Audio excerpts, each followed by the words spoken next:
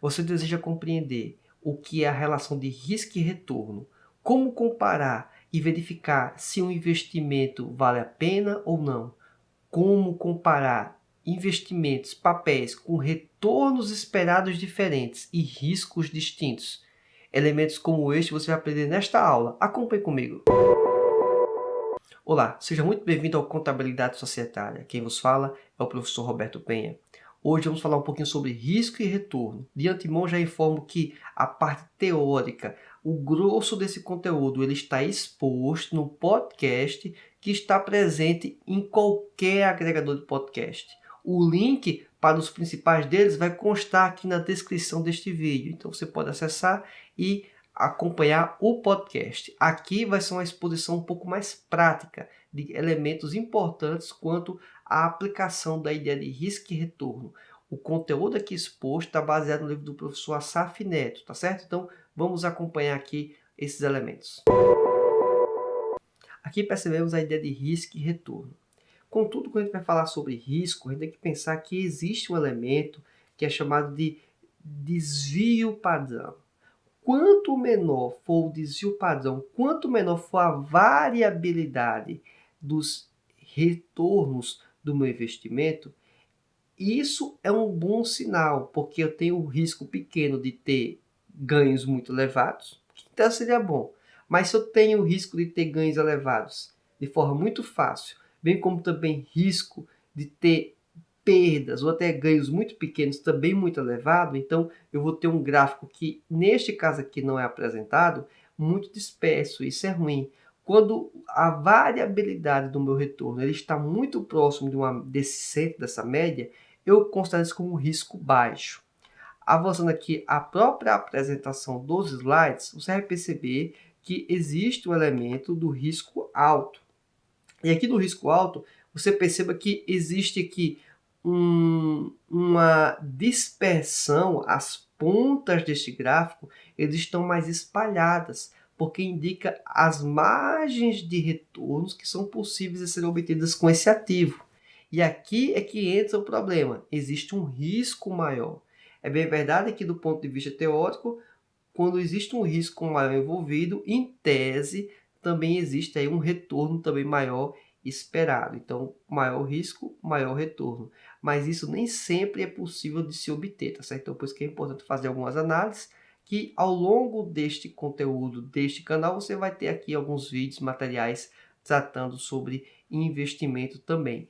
Obviamente, com a perspectiva sempre com um olhar contábil. Aqui vamos apresentar como exemplo hipotético para a gente trabalhar dois títulos, título A e título B. E aqui é algo muito comum no mercado financeiro, é você fazer alguns diagnósticos, expectativas, criar cenários de possíveis retornos de qualquer ativo que seja. Então, temos aqui um retorno de 7% para o ativo A, que tem probabilidade de vir a ocorrer de 10%. 12% de retorno tem chance de 30% de ocorrer. E assim vai. Isso para o ativo A e para o ativo B, conforme apresenta-se no gráfico, nesse quadro. E aqui, com base nestes elementos, eu consigo, fazendo uma ponderação, encontrar os retornos esperados. E aqui é esse slide seguinte. Aqui vamos fazer primeiramente uma análise do ativo A. Aqui nessa primeira coluna nós temos a descrição das probabilidades, ok? Logo após os retornos, perceba que eu estou colocando aqui 0,07, porque é 7%, então 7 dividido por 100, 0,07.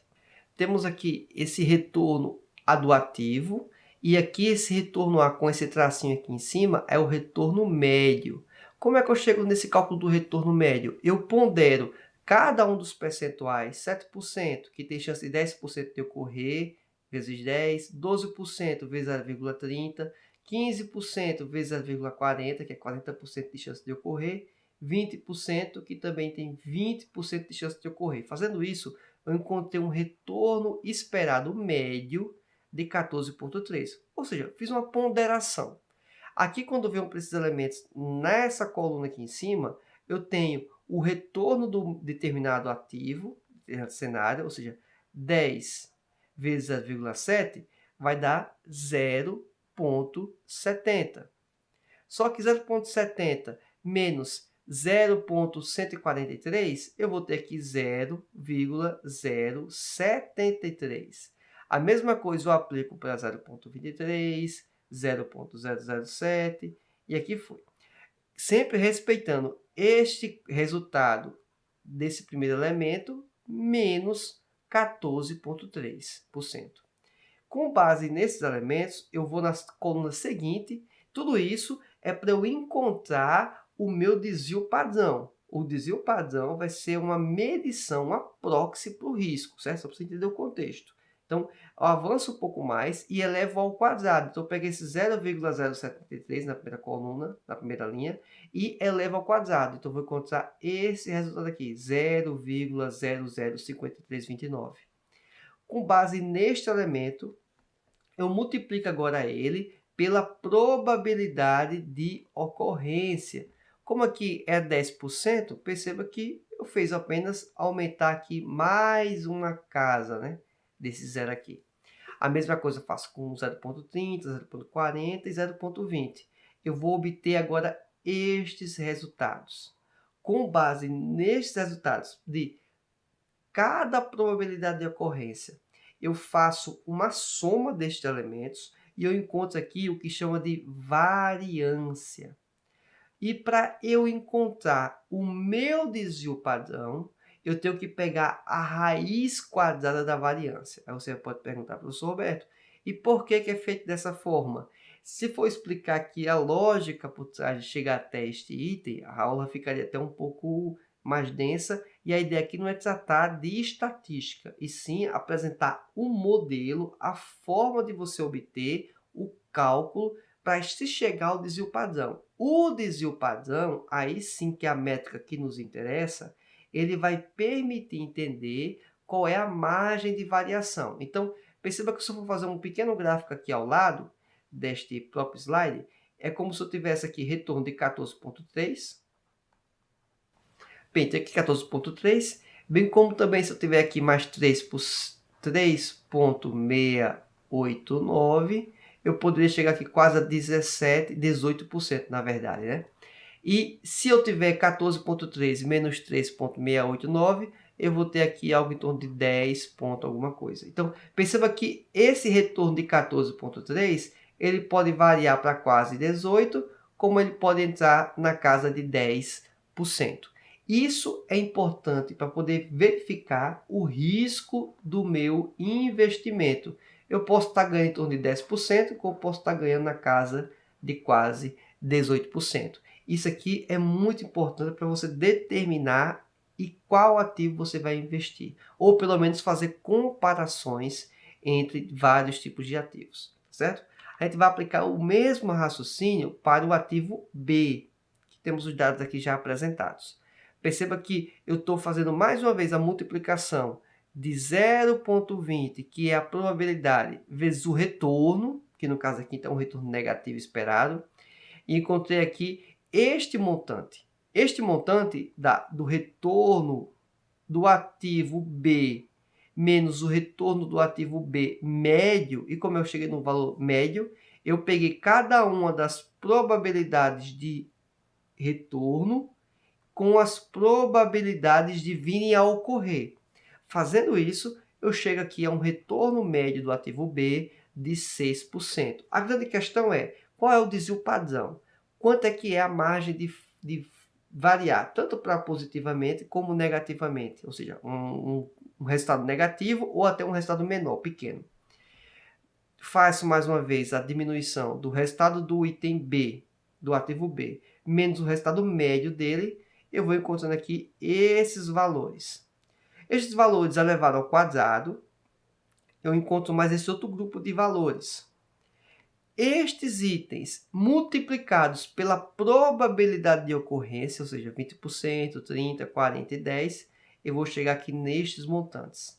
A soma deles vai poder me permitir encontrar a variância. Ou seja, a variância é também, aqui como apresenta o próprio slide, o desvio padrão ao quadrado. Contudo, o nosso interesse é encontrar o desvio padrão. Então, se eu quero encontrar o desvio padrão, eu pego a variância e aplicam a raiz quadrada. Aplicando a raiz quadrada de 0,99%, na verdade, o desvio padrão é de 9,95%. E aqui tem um momento interessante. Eu tenho um ativo que me dá um retorno de 6% e pode variar positivamente para quase 10%, né? Para mais, ou seja, quase 16%, bem como também pode ficar negativo, porque quase 10% para menos, eu vou entrar no campo do negativo. Então, perceba que eu posso ter até 4% negativo. Este investimento, a princípio, ele parece ser inicialmente pior do que o ativo A. Como é que eu vou ter certeza? É fazendo uma comparação. Nesse caso aqui ficou muito fácil, porque o retorno do item A, como foi bem apresentado, foi de 14%. E o desvio padrão foi muito baixo. Ou seja, o meu pior cenário com o desvio padrão de quase 10%, ele fica muito melhor do que o meu pior cenário trabalhando com o ativo B.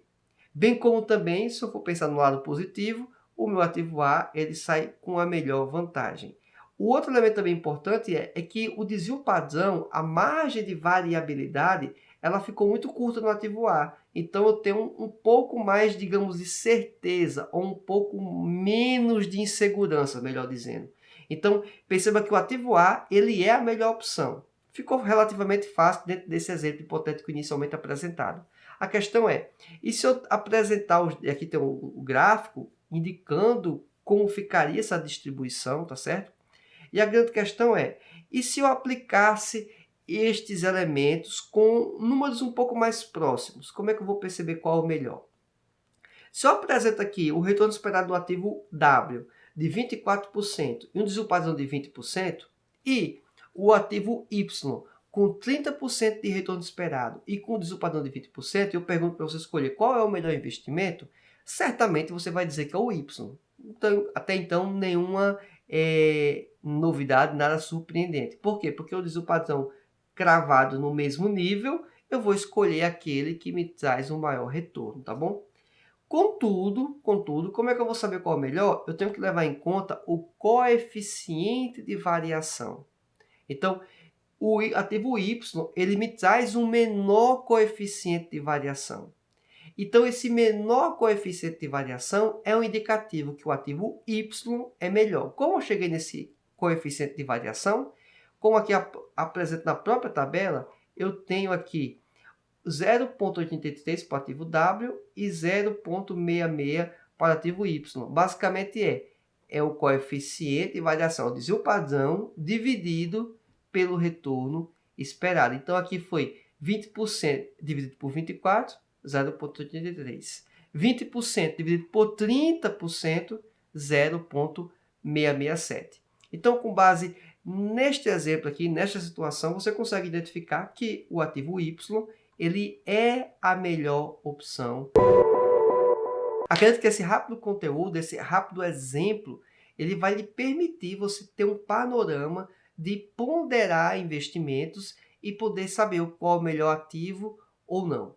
É importante mencionar que o conteúdo teórico vai falar sobre mercado eficiente, uma série de outros elementos, vai constar aqui na descrição do vídeo o link para o podcast do Contabilidade Societária. Então, acompanhe, nos siga nas redes sociais, aguardo você na nossa próxima aula. Fique com Deus, tchau, até mais.